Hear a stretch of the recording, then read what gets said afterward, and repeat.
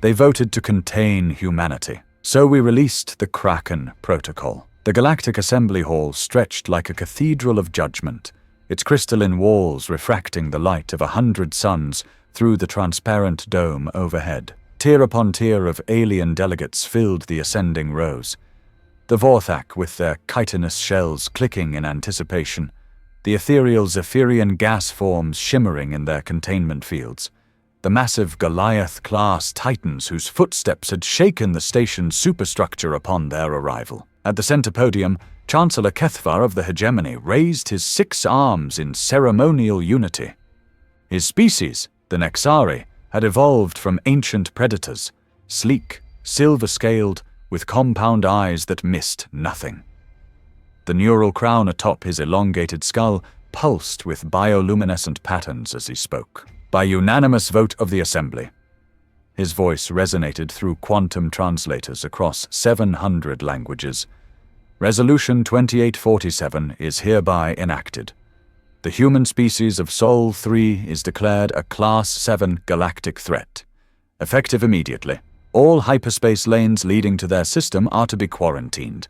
Their expansion beyond Sol is permanently prohibited.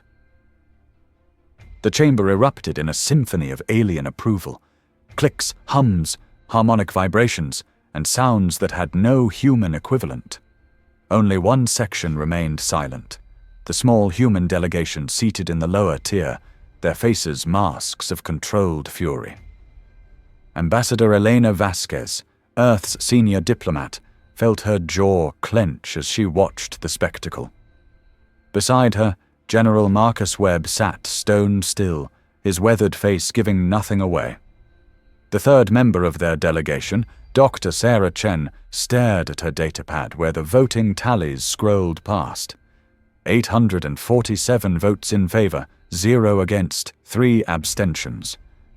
The Terrans, Chancellor Kethvar continued, his compound eyes glittering, have demonstrated unprecedented aggression in their territorial disputes with the Keltharian Trade Consortium. Their military expansion violates 17 peacekeeping accords. Their refusal to submit to standard bioform regulation threatens the genetic stability of associated species. Webb's hands tightened on his chair's armrests. The territorial disputes had been humanity's attempt to reclaim mining rights to asteroid belts that Earth corporations had legitimately purchased. The military expansion was the construction of 3 defensive platforms after Keltharian pirates had raided human freighters with impunity. The bioform regulation was a demand that humans submit to genetic modification to make them more compatible with galactic society.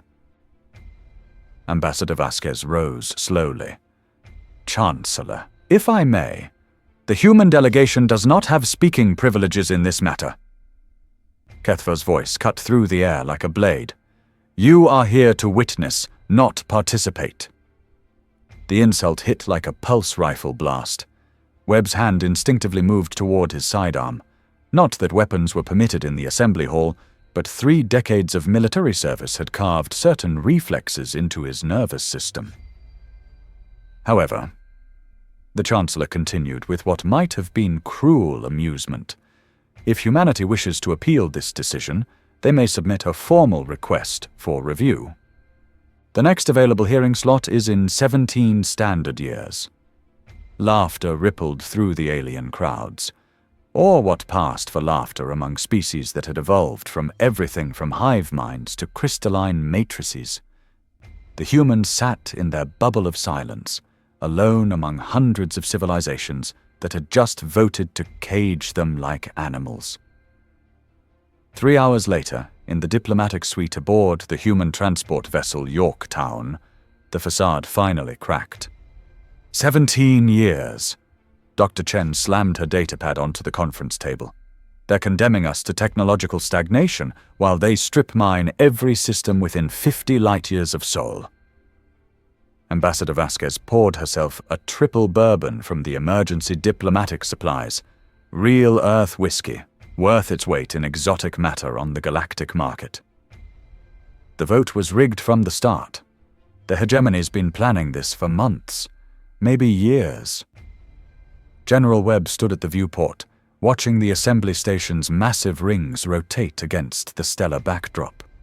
Ships from a dozen species came and went through the docking bays. Sleek Nexari cruisers, the living coral vessels of the symbiotic collective, the geometric nightmare ships of the AI-driven synthesis commonwealth. "They're afraid," he said quietly. "What?" Vasquez looked up from her drink. Webb turned from the window. At 58, he was lean and scarred, with grey eyes that had seen too many battlefields. The cybernetic implant behind his left ear, a legacy of the Titan Wars, pulsed softly blue. "Look at the voting patterns. Every major power, every minor consortium, every 2-bit mining collective, they all voted the same way. That doesn't happen unless someone's scared enough to break their usual political deadlocks." Chen frowned. "Scared of what? We've got one star system, maybe a dozen habitable worlds if you count the terraforming projects. Our entire military couldn't take on a single hegemony battle group." "That they know about," Webb said. The room fell silent. Vasquez set down her glass carefully. "Marcus, what are you implying?"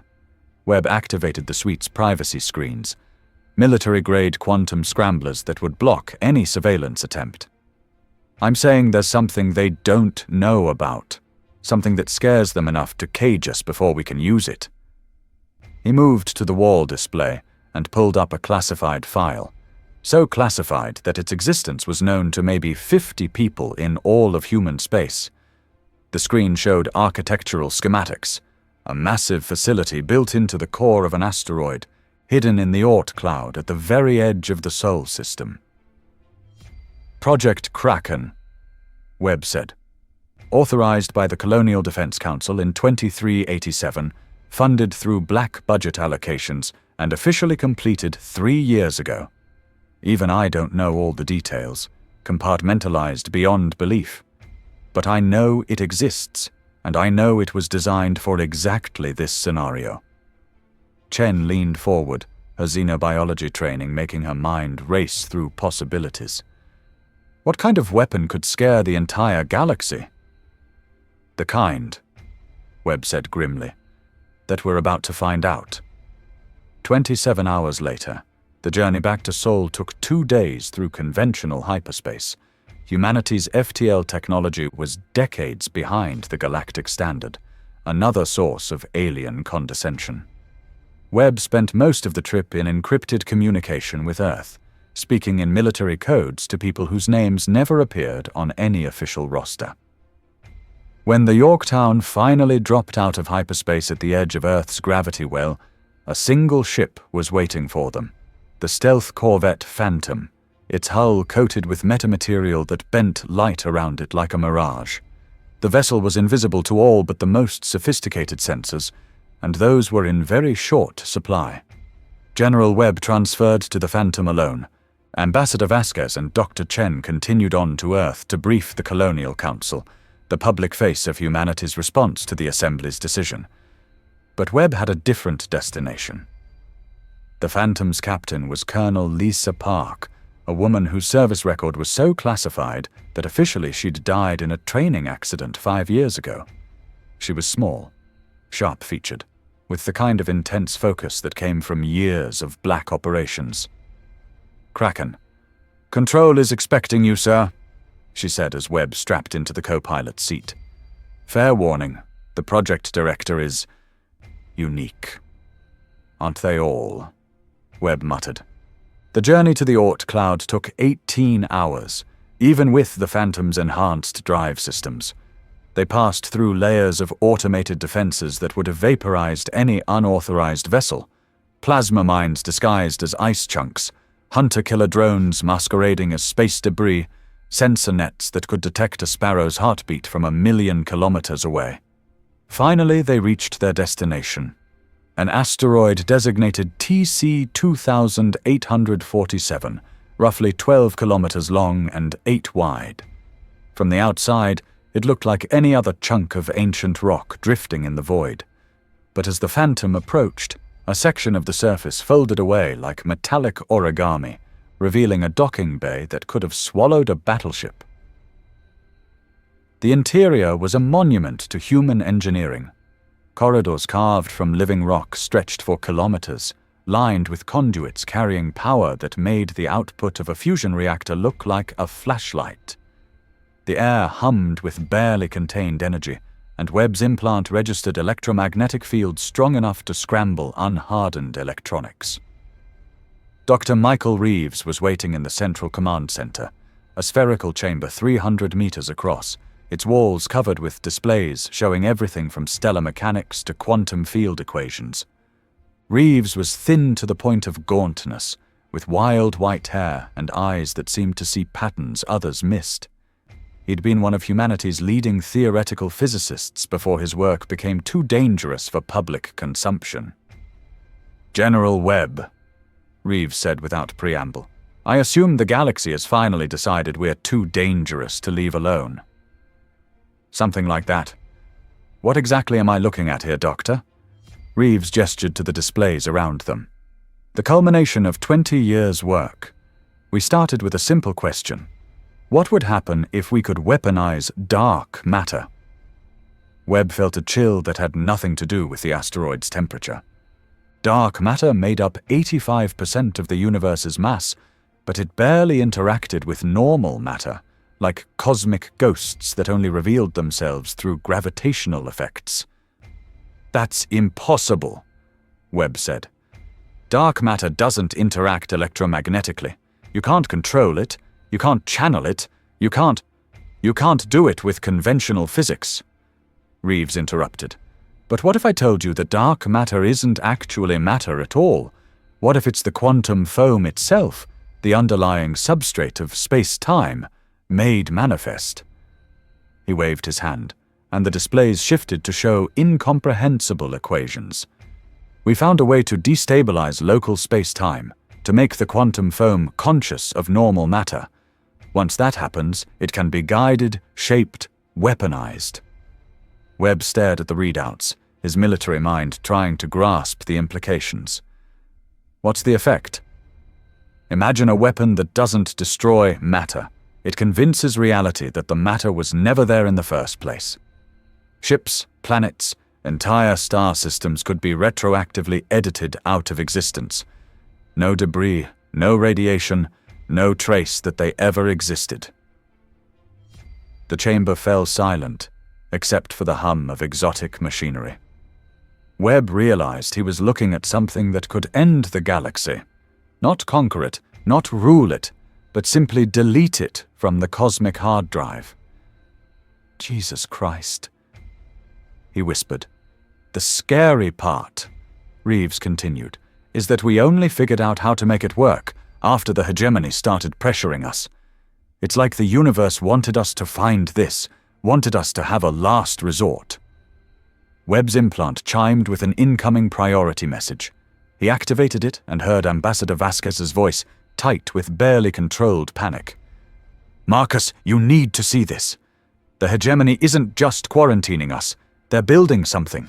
Fleet intelligence picked up energy signatures near the Vega system. Whatever it is, it's big enough to have its own gravitational field." Webb closed the channel and looked at Dr. Reeves. "How long until KRAKEN is operational?" "It's been operational for 6 months. We were just waiting for authorization to use it." "From who?" Reeves smiled, and it wasn't entirely sane. "From someone desperate enough to pull the trigger on the ultimate weapon.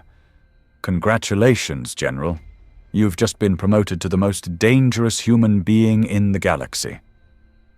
The War Council convened in a bunker beneath the Rocky Mountains, in a room that officially didn't exist within a facility that had been erased from all public records. 5 people sat around a table that had once hosted discussions about nuclear warfare, back when humanity's most destructive weapons could only sterilize planets instead of erasing them from history. President Sarah Martinez had the look of someone who'd aged a decade in the past week. She'd been a compromise candidate, chosen for her diplomatic experience and ability to work with alien governments. Now she was faced with a decision that could end galactic civilization. "Show me the Vega readings," she said.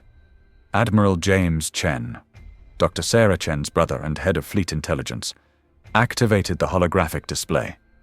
The image showed long-range sensor data from the Vega system, a massive construction project in the outer planets, growing like a metallic cancer. Best estimates put it at 40,000 kilometers in diameter when complete, Admiral Chen said. The energy signatures match theoretical projections for a stellar engineering project, not a Dyson sphere, but something that could redirect a star's entire output. General Webb leaned forward. A star killer. Worse, said Dr. Jennifer Walsh, Earth's leading expert on xenotechnology. If our models are correct, they're building something that could chain-react stellar collapse across multiple systems. They could sterilize every star within 50 light-years of Sol. President Martinez stared at the display. Why? Why go to such extremes? Because they know about KRAKEN, Webb said quietly. Maybe not the details, but they know we have something. This is their preemptive strike. Destroy humanity before we can use whatever weapon they think we have. Secretary of Defense Robert Kim, a career military man with cybernetic legs from the Martian independence conflict, spoke up. How long until their weapon is complete? 6 months, maybe less. Admiral Chen replied. And how long until they realize we have KRAKEN? Dr. Walsh consulted her datapad. Our intelligence suggests they've been monitoring quantum flux signatures from the Oort cloud. They know something's out there, but their sensors can't penetrate our shielding. If they send a proper reconnaissance mission, they'll find it, President Martinez finished. And then they'll accelerate their timeline. The room fell silent. Outside, normal life continued. People going to work, children attending school, couples planning weddings. None of them knew that the next few hours would determine whether humanity had any future at all. Finally, President Martinez spoke. Options. Webb had been dreading this moment for 20 years. We have 3 choices. 1. Surrender completely. Accept whatever terms the hegemony offers. Hope they let some of us survive as a client species. 2. Run.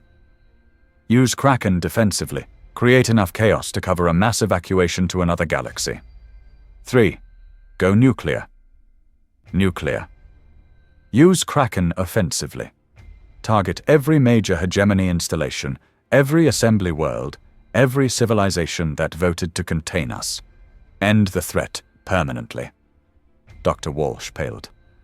That's genocide on a galactic scale. Trillions of beings. Who just voted to commit genocide against us, Webb replied coldly. The only difference is efficiency. President Martinez rubbed her temples. Through the classified briefings and military assessments, one fact remained constant. Humanity was outnumbered 1,000,000 to 1. In any conventional conflict, they would be exterminated so quickly that history would barely record their existence. Is there a 4th option? She asked. Webb hesitated. Maybe. KRAKEN isn't just a weapon. It's a reality editing tool. We could use it to change things. Make the galaxy forget about us entirely. Edit ourselves out of their history until we're strong enough to reveal ourselves again. Is that possible? Dr. Reeves had joined the conference via quantum-encrypted link from KRAKEN Control. His voice crackled through the speakers. Theoretically, yes. We could create a localized causality loop around Sol system, making it quantum mechanically invisible to the rest of the galaxy. From their perspective, humans would simply never have existed. But President Martinez could hear the hesitation in his voice. But we don't know what the long-term effects would be. Editing reality at that scale could have cascading consequences.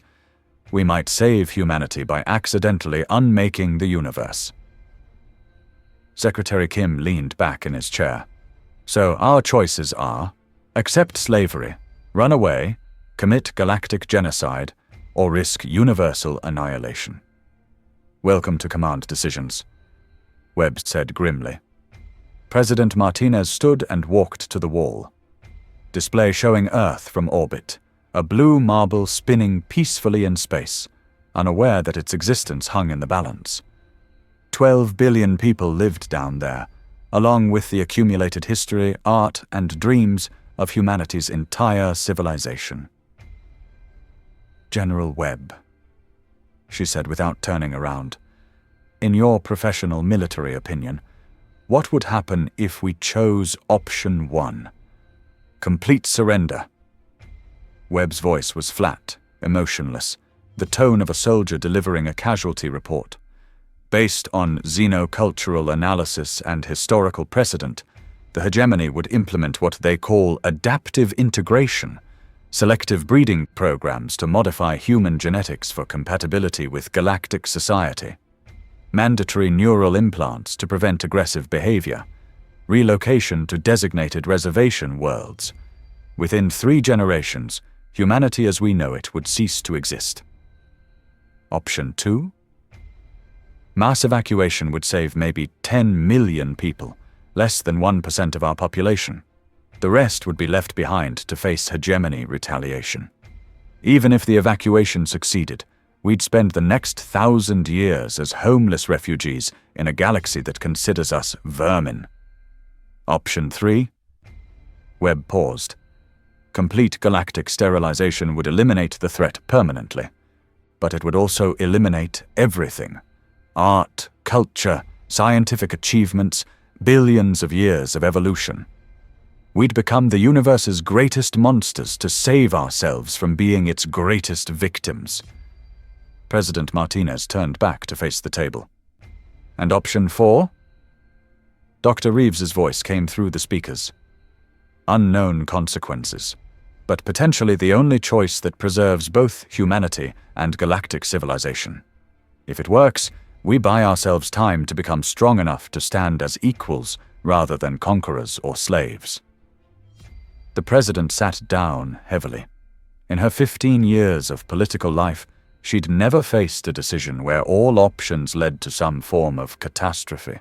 But that was the reality of command. Sometimes you had to choose which catastrophe you could live with. "How long do we have?" she asked. Admiral Chen checked his displays. "Intelligence suggests the hegemony will send a reconnaissance mission to the Oort cloud within 72 hours. Once they detect KRAKEN, they'll know we have a strategic weapon and accelerate their own timeline. After that, we're looking at preemptive strikes within days." 72 hours to decide the fate of galactic civilization, Secretary Kim muttered. "No pressure." President Martinez looked around the table at the people who would help her make the most important decision in human history. Military commanders who'd spent their lives preparing for threats they'd never imagined. Scientists who'd unlocked forces that could unmake reality itself. Politicians who'd dedicated themselves to building a better future, now faced with the possibility that there might not be a future at all. "We're going to need more coffee," she said. 48 hours later, the KRAKEN facility had become a fortress of controlled chaos. Military personnel moved through corridors that hummed with exotic energy, carrying equipment whose purpose was classified beyond their security clearance. Scientists worked alongside soldiers, united by the knowledge that failure meant extinction. In the Central Command Center, Dr. Reeves stood before displays showing the quantum mechanics of space-time itself. Equations scrolled past that described forces no human mind was meant to comprehend. The mathematics of creation and destruction, written in symbols that seemed to shift when viewed directly. General Webb approached, his face grim with the weight of recent intelligence reports. "The reconnaissance mission launched 6 hours ago. 3 hegemony stealth ships, ETA 18 hours. "Are we ready?" Reeves asked. Webb gestured to the technicians at their stations, humans who'd volunteered for a mission that might erase them from existence. "As ready as anyone can be for something impossible." President Martinez had made her decision 12 hours ago, after consulting with philosophers, ethicists, and religious leaders across Earth. The choice had been agonizing, but ultimately clear. Humanity would choose the unknown over the intolerable. Option 4. Reality editing. The most dangerous gamble in cosmic history. Initiate KRAKEN Protocol Omega, Webb commanded. Throughout the facility, systems came online that had been designed by minds pushing the boundaries of physical law. Dark matter collectors began their work, harvesting the invisible substrate of space-time itself. Quantum field generators created pockets of controlled instability, preparing to convince reality that certain things had never happened. On the main display, a countdown appeared. 17 hours, 43 minutes, and 22 seconds until the Hegemony reconnaissance mission reached detection range. Dr. Reeves moved to the primary control station, his hands hovering over interfaces that could rewrite the fundamental laws of physics. Once we activate this, there's no going back. Even if we survive, the universe will be changed in ways we can't predict. Webb nodded. Better than the alternative. The countdown continued. 17 hours, 43 minutes, and 21 seconds. 17 hours, 43 minutes, and 20 seconds. 17 hours, 43 minutes, and 19 seconds. 17 hours later, the Hegemony reconnaissance mission consisted of 3 Phantom-class stealth ships, each crewed by the best intelligence operatives the galaxy could produce.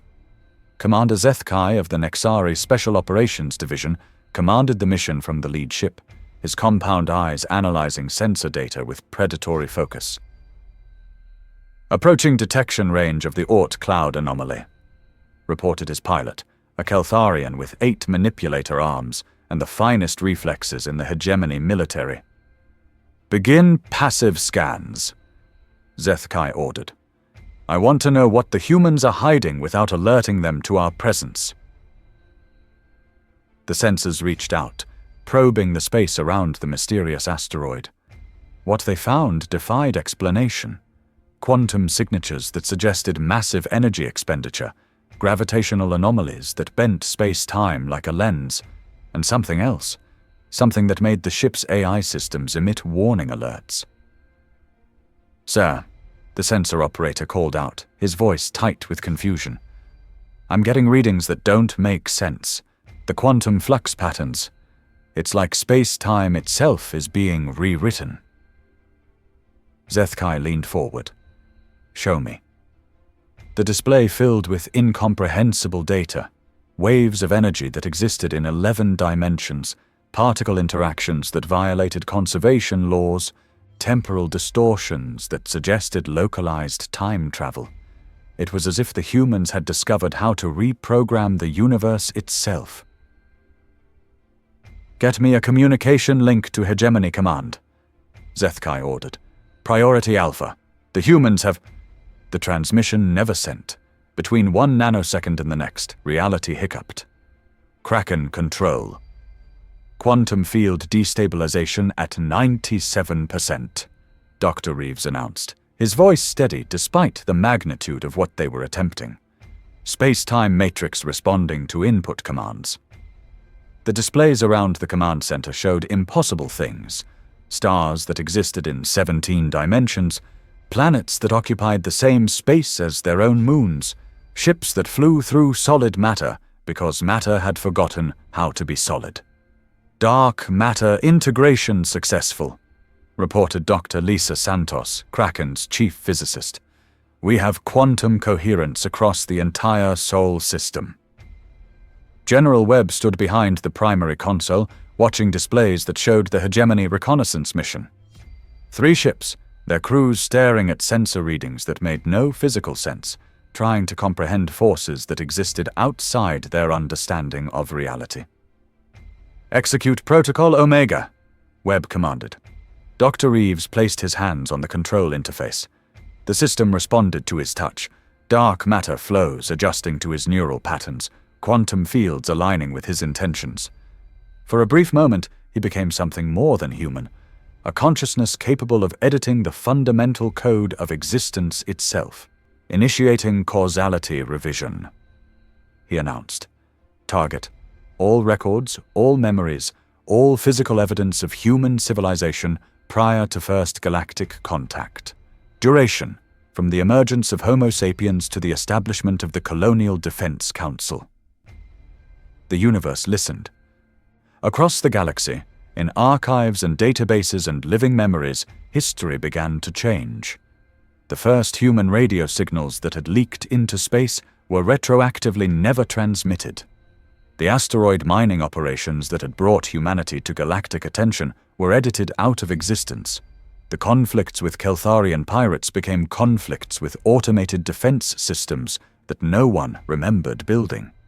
On thousands of worlds, billions of beings suddenly found themselves unable to recall exactly how they'd become aware of the species called humans.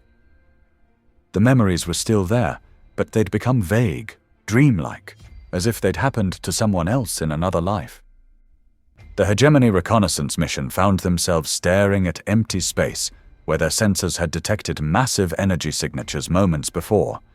Their orders, transmitted from High Command, suddenly made no sense. Why were they looking for evidence of human weapons development? What was a human? Commander Zethkai examined his mission briefing, finding gaps in the text that his mind slid over without noticing. Something about a species from the Sol system, but the details were frustratingly vague. Even his own memory seemed unreliable. He could have sworn they were investigating some kind of threat. But now... "Sir," his pilot reported, "long-range sensors show no unusual activity in the Oort cloud. Whatever we were looking for, it's not here." Zethkai nodded, though he couldn't shake the feeling that something important was missing. Set course for home. Mission complete. Earth. 1 week later. The emergency session of the Colonial Council took place in Geneva, in the same building where humanity had once debated nuclear disarmament and climate change. Now they faced questions that made those challenges seem quaint by comparison. "The effect appears to be working," reported Director Angela Foster of the Strategic Intelligence Division. "Galactic communication networks show no references to human civilization prior to our official first contact protocols. It's as if we just appeared in the galaxy 5 years ago." President Martinez studied the reports from across human space. The reality revision had been so subtle that most people hadn't noticed it happening. History books still recorded the same events, but now they described humanity's emergence onto the galactic stage as a peaceful first contact scenario rather than the result of decades of conflict and suspicion. "What about the Hegemony's stellar weapon?" asked General Webb. "Construction has stopped," Admiral Chen reported. "With no immediate threat from humanity, the project has been classified as low priority and postponed indefinitely." Dr. Reeves, attending via secure link from KRAKEN Control, added his assessment. "The quantum revision appears stable. Space-time has accepted the new timeline without cascading paradoxes. We've successfully edited ourselves out of the galaxy's threat assessment. It should have been cause for celebration. Humanity had pulled off the impossible. They'd faced extinction and found a way to survive without destroying their enemies or themselves. They'd bought time to grow stronger, to develop new technologies, to eventually stand as equals in galactic civilization." But President Martinez felt no triumph, only the weight of what they'd done. They'd changed reality itself, violated the fundamental laws of cause and effect, and no one knew what the long-term consequences might be. "How long do we have?" she asked. Dr. Reeves hesitated. "The quantum revision should hold for approximately 20 to 30 years, assuming no major disruptions to the space-time matrix. After that, the original timeline will begin to reassert itself. People will start remembering the real history and will need to be ready." "Ready for what?" "To face the galaxy as equals," General Webb said. "Not as conquerors or slaves, but as a civilization that's earned its place among the stars." President Martinez nodded. 20 to 30 years to transform humanity from a primitive species barely worthy of notice into a galactic power that could stand alongside civilizations millions of years old. It seemed impossible, but then again, they'd just rewritten reality itself. "Ladies and gentlemen," she said to the assembled leaders of human civilization, "we have work to do." The research station Aristotle hung in the void between galaxies, its hull gleaming with technologies that hadn't existed when KRAKEN protocol was first activated. Dr. Sarah Chen, now Director Chen of the Galactic Research Initiative, stood in the observation deck, watching as her team prepared for humanity's return to galactic prominence. The past quarter-century had been a renaissance beyond imagination. Freed from the threat of immediate extinction, human scientists had pushed the boundaries of physics, engineering, and xenobiology. They'd developed FTL drives that could cross the galaxy in days rather than years. They'd created AI systems that could process information at quantum speeds. They'd unlocked the secrets of consciousness itself, bridging the gap between organic and artificial intelligence. Most importantly, they'd learned every alien species, every piece of xenotechnology, every fragment of galactic history had been studied, analyzed, and understood. When humanity finally revealed itself again, they would not be the primitive upstarts who'd once cowered before the hegemony's judgment. "Director," called out Dr. Marcus Webb Jr., the General's son, now a leading expert in temporal mechanics. "We're detecting quantum fluctuations in the KRAKEN field. The original timeline is beginning to reassert itself." Chen nodded.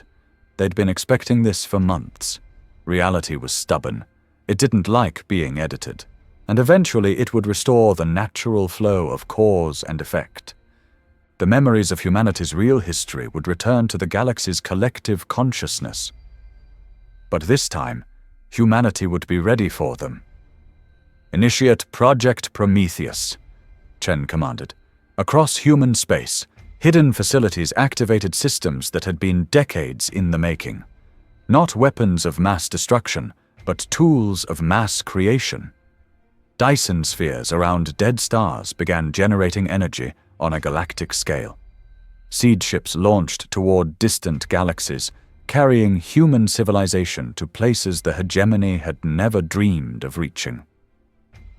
Diplomatic envoys prepared to reveal themselves to alien governments, backed by technologies that would force recognition as equals. On Earth, in the same bunker where the KRAKEN decision had been made, President Martinez's successor, President David Kim, son of the former Secretary of Defense, addressed the Colonial Council. 25 years ago, we faced extinction and chose survival through deception. Today, we choose survival through strength. Let the galaxy remember who we really are. Let them remember what they tried to do to us, and let them understand that humanity is no longer a species that can be contained. The quantum revision field collapsed. Across the galaxy, memories flooded back. The real history of human expansion, the hegemony's attempt at containment, the mysterious disappearance of all evidence for humanity's existence. But now those memories came with a terrible realization. The humans had spent 25 years preparing for this moment. In the Galactic Assembly Hall, Chancellor KRAKEN stared at reports flooding in from across hegemony space. Human ships appearing simultaneously in 1,000 star systems. Technologies that made their most advanced weapons look like stone tools. Messages demanding not negotiations, but acknowledgement of humanity's place as a galactic superpower. The vote to contain humanity had been unanimous. The result had been to create an enemy unlike anything the galaxy had ever faced, not through hatred or conquest, but through the simple, terrifying fact that they'd been given time to grow beyond all reasonable limits. KRAKEN activated his emergency channels, sending alerts to every military installation in hegemony space. But even as he gave the orders, he knew it was too late. The humans hadn't just survived containment, They'd used it to evolve beyond anything the galaxy could contain. In the depths of space, far from any star, the KRAKEN facility began its final protocol. Not reality revision this time, but reality expansion. The universe itself grew larger, creating space for civilizations that could coexist without conflict, without the need for anyone to be contained. Humanity had learned the most important lesson of all. The only way to truly win was to change the game itself. End.